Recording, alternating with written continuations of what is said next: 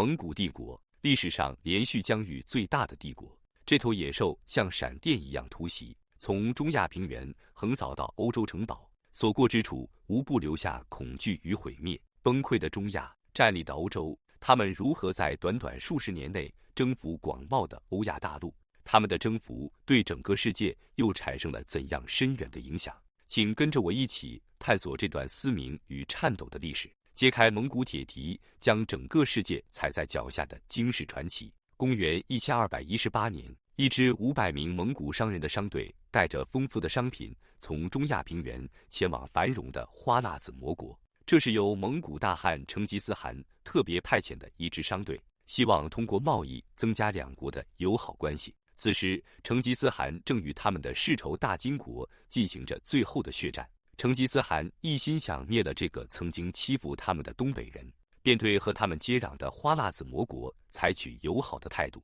以稳住西方。花剌子模国原是塞尔柱突厥人的作战奴隶，当穆斯林世界逐渐衰落之后，这些作战奴隶起兵造反，建立了自己的独立王国，而且在穆斯林世界战斗力爆表，阿巴斯王朝的哈里发都要避让3分，这就把他们惯得骄横无比。商队在抵达花剌子模国边境时，被贪婪的总督扣押并杀害。愤怒的成吉思汗仍希望通过外交解决问题，派遣大使前往花剌子模国，要求严惩凶手。然而，花剌子模国王摩诃末无比自大，不仅拒绝请求，还残酷地处1名大使，并将另外2名大使剃光胡须送回蒙古。这彻底激怒了这个东方野兽。成吉思汗暂时停止对大金的进攻，亲率大军杀向花剌子模国。摩诃末完全想不到他的这一作死行为给他、给欧洲，甚至给全世界带来一个怎样的恐怖后果。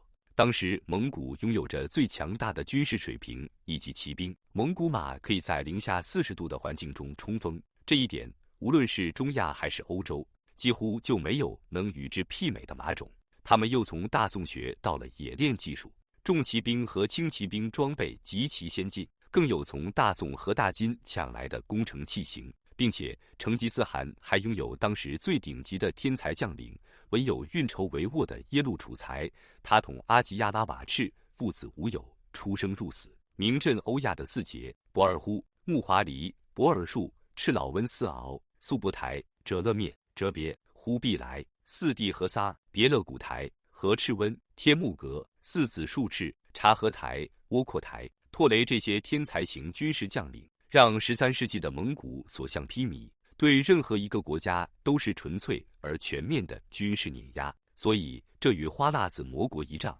犹如一头愤怒的野兽撕碎猎物般，让花剌子模国灰飞烟灭。但这并没有完成。吉思汗派哲别和速不台继续西进，一路推到咸海和里海，然后北上到克里米亚和东欧地区，灭掉阿兰钦差。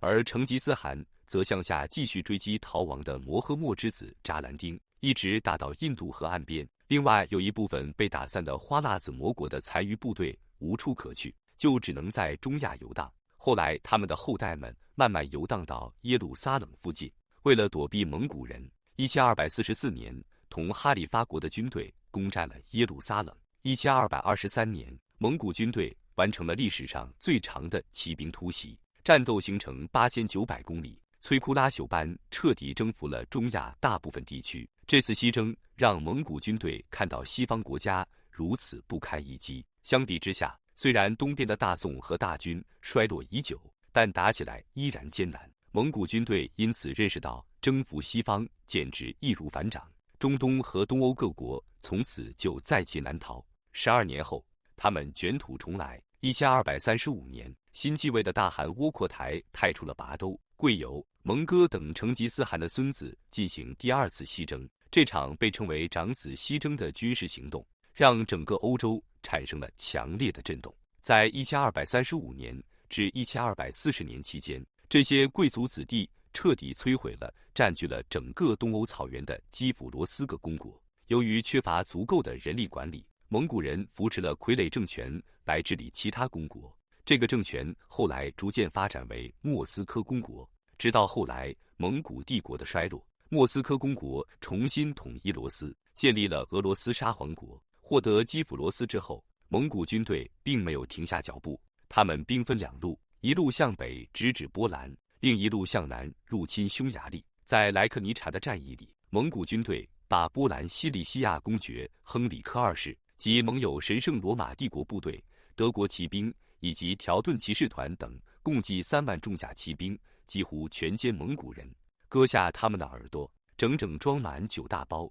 2天之后，两支队伍汇合为全歼了6万人的匈牙利主力，史称地下河之战。然后开始攻击神圣罗马帝国的附庸国家奥地利、波西尼亚、施瓦本等地区，这引起了欧洲的震动。神圣罗马帝国皇帝腓特烈二世向英格兰和法兰西发出了号召，共同抵御蒙古人的进攻。死了不说，那去了天堂耳朵都没了。上帝说啥好事都听不见了，这可不行。就在整个欧洲是战战兢兢咬牙准备和蒙古人死磕的时候，一场意外改变了历史进程。1241年12月11日，蒙古大汗窝阔台因饮酒过量暴毙。根据蒙古帝国的惯例，需召开护理台大会，选举新大汗，而有资格争夺蒙古帝国继承人都在这个队伍里，所以这群长子决定撤兵东归，这让整个欧洲顿时都松了一口气。别的不说，耳朵肯定是保住了。在东归途中，拔都得知窝阔台皇后乃玛真后有意立与其不和的贵由为大汗，遂托并留在伏尔加河流域，并于1243年建立了金帐汗国疆域，包括今俄罗斯南部、乌克兰、哈萨克斯坦和高加索地区，成为4大汗国中领土最广、军事实力最强的一个。蒙古人的好战在这一次东归的路上也是表现得淋漓尽致。他们没有原路返回，而是绕道南下，把当时弱小的塞尔维亚和保加利亚都蹂躏了一遍。这样一来，此次的长子西征从东斯拉夫的基辅罗斯开始，到西斯拉夫的波兰和匈牙利，最后又蹂躏了南斯拉夫的塞尔维亚和保加利亚。斯拉夫人都不禁要问：蒙古大哥，咱们前世是有什么仇什么怨，你们要如此祸害我们斯拉夫人呢？当然，蒙古人是从来不屑于回答这类问题的。他们蹂躏完南斯拉夫人之后，又顺便到君士坦丁堡附近蹂躏一下。这时君堡正是我们在十字军东征那集里说过的，由威尼斯人和十字军创立的拉丁帝国。蒙古人抓到了帝国皇帝鲍德温二世，索取巨额赎金之后，才扬长而去。至此，蒙古的第2次西征结束。公元1252年，也就是第2次西征的10年之后，新继位的蒙古大汗蒙哥派弟弟序列兀发动第3次西征，去灭掉小亚细亚的黎凡特地区的刺客组织阿萨辛派。这个组织自第1次十字军东征占领耶路撒冷后便一直存在，头目是大名鼎鼎的山中老人，不知他们抽的哪门子筋，非要去行刺蒙古的新任大汗蒙哥。计划失败不说，更是彻底激怒了蒙哥和蒙古人。于是这第1战就是把阿萨金派辛辛苦苦建立的穆拉国彻底摧毁。在阿萨辛派之后，罗姆苏丹国也在1243年的克塞山战役中惨败，从此成了蒙古的附庸国，并且最终在几十年之后分崩离析，分裂出了一个小侯国，后来成了大名鼎鼎的奥斯曼帝国。接下来，蒙古人就把屠刀举到了伊斯兰的阿巴斯王朝的头上。此时的阿巴斯王朝正像我们的东周一样，是一个名存实亡的政权。1258年2月10日，最后一任哈里发穆斯台随穆带领阿拉伯帝国的皇子贵族和官员们集体向蒙古人投降，阿巴斯王朝正式灭亡。蒙古人这时候展现了他们的无知和野蛮，他们摧毁了智慧之家图书馆，这座从9世纪到13世纪建立起来的学术中心，藏有大量古波斯、古希腊、古印度和阿拉伯学者的文献，涵盖数学、天文学、医学、物理学等诸多学科。可以说，智慧之家的毁灭是人类文明史上的巨大浩劫。随后，他们在巴格达建立了在蒙古国之外4大汗国的最后一个伊利汗国。1259年3月，蒙古人继续着他们的战斗。叙利亚阿尤布王朝的10万精锐在蒙古铁骑面前是土崩瓦解，大马士革随即是举城投降。显赫一时的由传奇英雄萨拉丁亲手创建的阿尤布王朝就此名存实亡。蒙古大军的第3次东征一出手，就覆灭了阿巴斯和阿尤布2大王朝。欧洲人也深深感到了恐慌，于是向蒙古人伸出了友谊之手。序列兀认为可以利用欧洲的力量拿下穆斯林在北非的所有国土，于是他向法兰西国王路易九世要求派出一些船队来支援去打埃及。然而就在此时，还是同样的意外发生了。你们猜到了，蒙哥死了。1259年8月11日，蒙古大汗蒙哥死在了进攻南宋的路上。这是金庸先生给我们破案了，指认凶手就是杨过杨大侠。不知道他们在天上是不是还在掰扯这事？大汗一死，蒙古人就像潮水一样迅速回撤，千万不能在忽里台大会上迟到，这要比攻打埃及重要1万倍。2年后，序列兀回到了前线，但他已经无心再打埃及，而是忙于与北方的金帐汗国争夺权力。以此为起点，蒙古人开始了长达几代人的内讧，所以第3次蒙古西征也成了最后一次西征。蒙古人对世界的扩张以大汗蒙哥的死谢幕。当然，20年后在东方他们还是灭亡了。宋朝开启了大元时代。关于蒙古西征，它无疑是野蛮与罪恶的交织体。作为军事上近乎逆天的存在，他们一路向西，以极小的代价获得到大量的奴隶、财富、土地、城池、牲畜等。他们将得了传染病的尸体抛向一座座城池，直接引爆了欧洲的黑死病。他们这一路直接和间接造成了大概2亿人口的非正常死亡，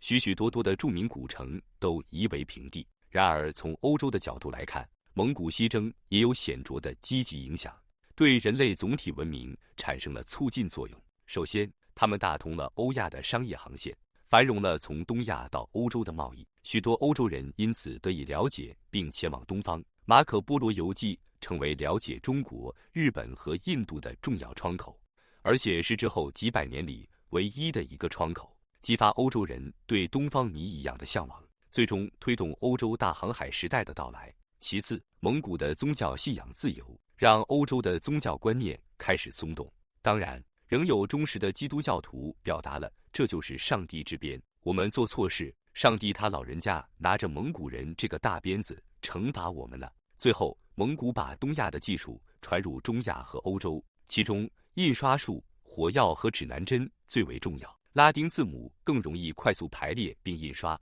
让出版成本越来越小，更多的人可以亲自阅读圣经，逐渐摆脱了教皇对教义权威且唯一的解释权，最终激发了宗教改革，诞生了新教。科技的传入为欧洲的大航海时代和工业革命奠定基础，让欧洲开启了逆袭之旅。